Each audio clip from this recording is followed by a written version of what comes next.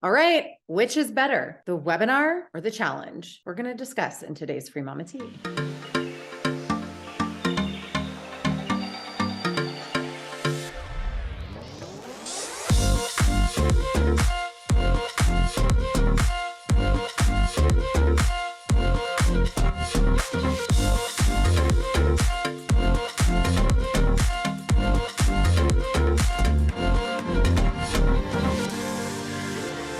Okay, there always seems to be a flavor of the month in online marketing. And, back when I first started the Free Mama movement in 2017, I'm practically like a grandma on the internet. The perfect webinar template by Russell Brunson was all the rage. And don't get me wrong, like it works and it still works. But like trends do come and go, and online very quickly, we surfaced through the 5-day live launch model. And it seems like last year, one of the biggest trends that's still pouring into 2023 is the challenge model for selling your digital product or your coaching services. Today on Free Mama TV, we are going to talk about the pros and cons as the webinar funnel and the challenge funnel duke it out for which one is best for you and your business. My name is Lauren Golden, and I'm the founder of the Free Mama and the Free Mama movement. We have over 40,000 people inside of our Facebook group. I've had 7,100 people enroll in my program, and hundreds of thousands of people have gone through my different types of funnels as they are wanting to learn about freelancing and discovering whether or not I am the right fit for them to learn from, and whether or not freelancing is the right fit for them. That's what these funnels are all about. And I shared with you that when I started, I chose the webinar route, and still 5.5 years later, I'm going to just tell you point blank from the beginning of this video that I am a webinar enthusiast and loyalist. And I'm going to tell you why. And I'm also going to tell you why challenges are crushing it online right now and seems to be the go-to for a lot of online business owners. Like all things in life, I believe everything has pros and cons. And so we're going to break down what you should think about to figure out what's right or wrong for you, because at the end of the day, they both work, they both convert, they've both made people millions of dollars, and they can both work for you as long as you choose the one that is going to be most in alignment. And spoiler alert, you might actually use both. Okay. The key is, if you are brand new to this type of business and this scaling model, you're not going to want to start with both at the same time, because your head, well, it might explode. So which is better, the webinar or the challenge? Well, again, it's about figuring out what's right for you. So we have to look at a few things that we need to consider. The first thing that you should look at when you're deciding which you should launch is your audience. Who's your niche? Who are you talking to? And what do you know about them and their lifestyle? Do you have long-term buyers where they need a lot of nurturing and a lot of support before making a decision? Or are you talking to other business owners who are maybe more likely to make an impulsive buy, or they know what they want and they want it then, they don't want to have to wait for your buying cycle to begin? Something else you may consider is your price point. Now, there are certain ranges you can sell from both a webinar or a challenge. However, if your audience is going to need more time to be nurtured and it's a higher ticket offer, then you're probably going to have more success with a challenge than with a webinar. The reason for this is actually the second thing we need to consider, which is time. Time is the reason that I am a huge fan of webinars. Why? They take less time. That also means they take less time for me. I'm a lifestyle entrepreneur. It just sort of works out well for me that I can go pour myself into my audience for 90 minutes and make conversions. Could they be higher on a 5-day challenge model? Probably, but it's not something that we've pursued here at the Free Mama. I do have a challenge, but I have a paid low ticket $47 23-day challenge that isn't set up in a traditional challenge sell from model. It actually delivers crazy results so that the results actually enroll them into the next thing in my value ladder. Running a challenge takes a lot of time and commitment. You can replicate things that you're doing. So you're not, of course, building it from scratch either time with either a webinar or a challenge. But when you're talking about doing a challenge, you're talking about, going live from anywhere from, I would say minimum 30 to 45 minutes, all the way up to, 2-3 hours a day. I've seen some challenges do, if not longer, depending on the scope and who's putting it on and the resources that they have. And that's just a really big time commitment, not just for you, the business owner, but that's also a huge time commitment for the person you're selling them to. Now, again, if your audience needs a lot of nurturing and they have a lot of objections and limiting beliefs that you're going to have to break through in order to to get them to your sales offer, this could be the perfect avenue for you. However, if you have hot buyers, people that are very decisive, people who really value their time or don't have a lot of time, you're probably going to have more success in a webinar. And I'm going to actually tell you a couple cool things that we are doing and then give you the link to my webinar so that you can go hack it and see some of these things in action. The next thing you need to consider is input. Now, they're sort of similar for a challenge and a webinar, but because the duration of the challenge lasts longer, that also means you're going to have a little bit more resources going into it. Now, a webinar is pretty simple. In fact, I'm going to draw it for you if you could see it. Nope, I'm gonna have to stand in a lunge. Okay, so a webinar funnel usually starts with some sort of opt-in page. That's where they're gonna give you their information, and you're gonna give them some sort of header about what are they actually getting. Now, again, you can go hack my webinar page. I'll give you the information in the comments below, or you can go to the freemamamovement.com. Ours is evergreen, which I'm gonna talk about here in a minute, but that basically means that they get instant access, and we wanna communicate that right there on the page. Now, next, some webinars have a confirmation page. This might be like, okay, here's when this is. You know, if it's not evergreen, if it's live, they might have to opt in and pick a date and time. Maybe they don't get a choice. And it's just, that's when it is. And you're signing up. Again, they're going to give you their email in this step, and then you're going to take them to a landing page. Now, I've seen webinar funnels where they actually upsell something on that page. Sometimes it's just, you know, make sure you add it to your calendar, get in our Facebook group, whatever those things are that you want.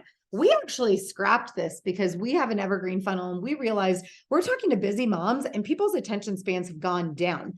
By the way, congratulations if you're still watching this video. It means that you're awesome. Okay, so instead of going there, we actually take them directly to the broadcast room. So that's me, and I'm talking about freelancing, and there might be some testimonials or whatever they're learning on that page. And then we actually added a workbook to help with retention. So the workbook follows this. A lot of challenges have homework, which we'll talk about in a second each day. And so we also thought, you know, how can we bring this component into what we're doing? Now, after this, because I got their email, there's also going to be this email sequence that fires off. I think ours is about 8 emails. So when I talk about input, I'm talking about the things you have to create. You have to create your landing pages. You have to create your email sequences. You might have to create a workbook. You're going to have to create the integrations between all of these things. So they get this right away. It says, hey, it's live, go watch it. And then we got a replay. And then we have all of our emails telling them, like, taking them on this journey to do what some people do through a challenge by showing up each day and overcoming those objections and limiting beliefs. We have some emails that are designed to do that same thing. And then we are going to have a sales page, which is going to tell them why we're super awesome. And then a button that will take them to the order page where they can actually check out and buy the course that I'm selling from this webinar. So when we talk about input, what are the things you're going to have to do? You know, you've got your slides and your actual presentation. You have your opt-in page. You might have to have an integration with a webinar provider. I've actually always just used Zoom. I know there are a lot of really cool capabilities out there with things like Webinar Jam or whatever, but I like to stay in flow and I like to keep things simple. And we've done just fine doing that. And so again, you've got your emails, however many those are. Again, I think we have an 8 email sequence, and then a sales page, and then an order page. And that's sort of what you need in terms of input. Now, for a challenge, there's a couple different things. Number one, you're still going to have your opt-in. Maybe it's free, maybe it's paid. Typically, these challenges that are being done on 5 days, they're typically free. And so you've got your opt-in. They're going to give you their info. You're going to tell them what it's about.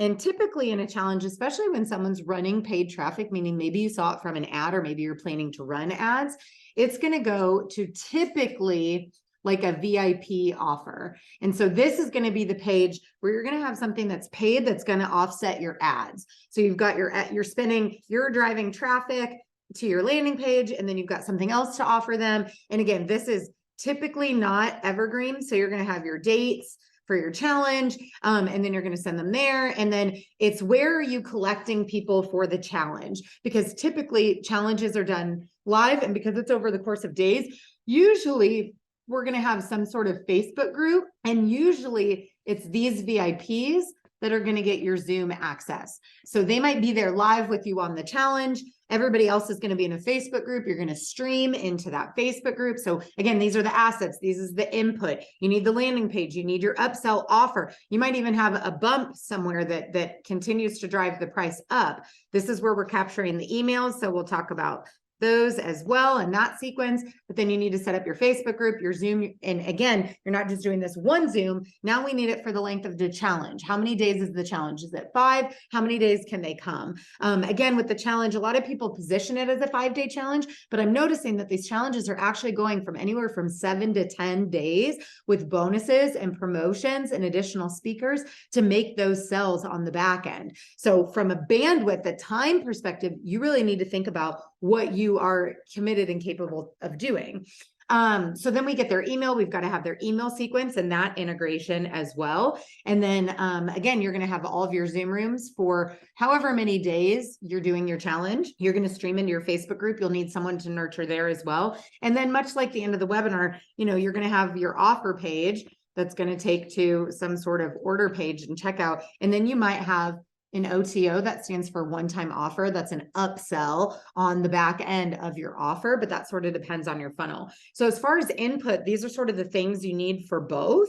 And you notice that as far as the funnel goes, it's actually really similar. And there's lots of different things you can test and tweak that depending on your audience, depending on your offer, it may or may not work for you. Like when we incorporated our workbook, for example, but that's something that you will need to test for yourself. But just so you can go in with eyes wide open around sort of your checklist of what you need. Now, the other thing that wasn't on here that's on here is, I'm evergreen. So I've got my replay room right there. You're going to need whatever your slides, presentation outline is for, again, the number of days that you're going live. And typically most challenges are going to have some sort of, workbook that's going to help them overcome their beliefs, feel like they're making momentum. If I can make one huge distinction for you between webinars and challenges, is webinars are informative. They are telling someone about an opportunity, a new framework, a new way of doing something that if you want the whole kit and caboodle on how to do it, you're going to go here and you're going to spend money on it. Okay. You're going to get the groundwork, but if you really want the whole thing, you're going to make that investment. Challenges. So if webinars are informative, challenges are transformative. So when we talk about nurturing, the only way that someone's going to make it, you can't even see me anymore. I'm over here. The only way someone's going to make it to here where they're giving you their dollars is if during the challenge, they have made a transformation. They have seen progress. You can't really have somebody make progress while they're watching you for, 90 minutes. And we actually got our webinar down to an hour because we know that my audience is very busy. You don't have all the time in the world. Okay. So again, for a challenge, if they're not seeing progress, if they're not seeing some sort of result emotionally in their business, in their diet, in the way they're thinking or looking about something, they are not going to buy.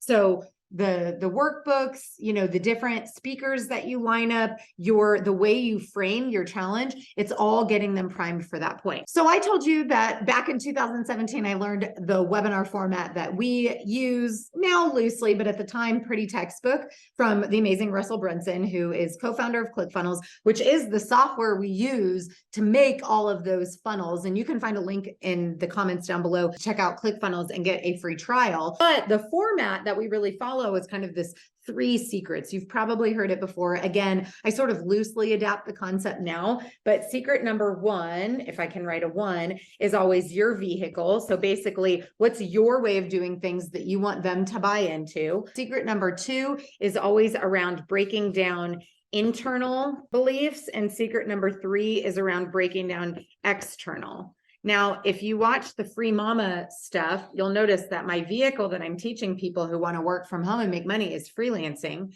but not just freelancing they can learn from anybody, freelancing from a mom who out-earned her previous income working part-time hours with 2 toddlers at home, right? The internal belief that they have is that they don't know enough, They're not good enough. They didn't go to school for business. They don't have enough skills. And so I break that down in the middle of my webinar. And the last is the external beliefs. The external belief is, I don't have time for this. I've got a full-time job and I've got kids. How could I possibly do this? And so I talk about how to structure payments in a way that they are able to work smarter, not harder, and not charge for their time anymore. So that's kind of the structure of my webinar. But again, this is very like in a box, and I can do this in about 60 minutes. If we're going to turn this over on our head into a challenge, now we're going to be looking at like day one. So day one might be more like introduction, and then we're going to move into diving deeper into the vehicle. Day 3 is going to be internal. Day 4 is going to be external and the offer pitch. Day 5 is going to be like objections and social proof out the wazoo, you know, maybe diving deeper into bonuses. And then again, like your repitch. Now, again, some people are doing these things all the way down to like 10 days, and they're just filling it with stories, social proof, speakers, and it's all going to be around those objections and any limiting beliefs that people are going to have. So from a framework standpoint, you're doing the same thing strategically.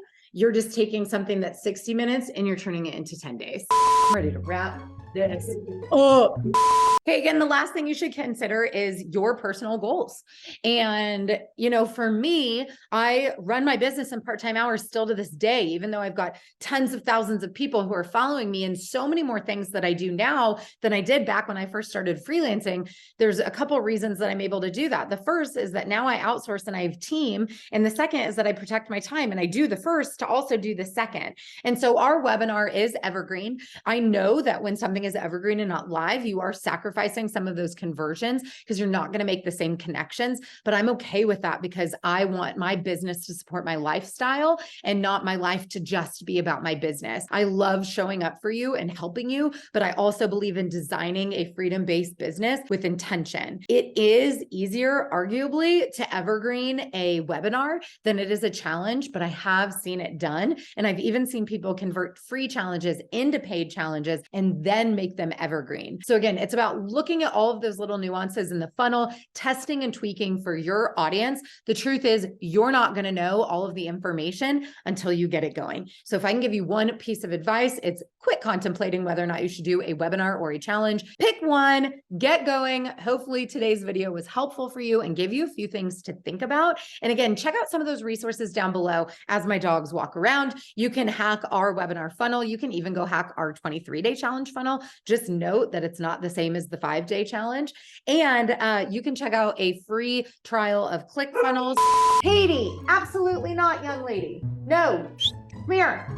And you can check out a free trial of ClickFunnels, which is the software we use to implement all of the stuff that I showed you in today's video. And if you want to join a community of really awesome people who are asking really good questions, just like the one you asked to land on this video, make sure you check out the Free Mama Movement Facebook group. It is my favorite place to hang out. It's where I get a lot of my ideas to make these videos just like this. If you liked it, if it was helpful, let me know down in the chat. Make sure you do that thing where you subscribe, get notified, all the good stuff, and we will continue to answer your questions and put out really good information for you. Until next time, have a great day.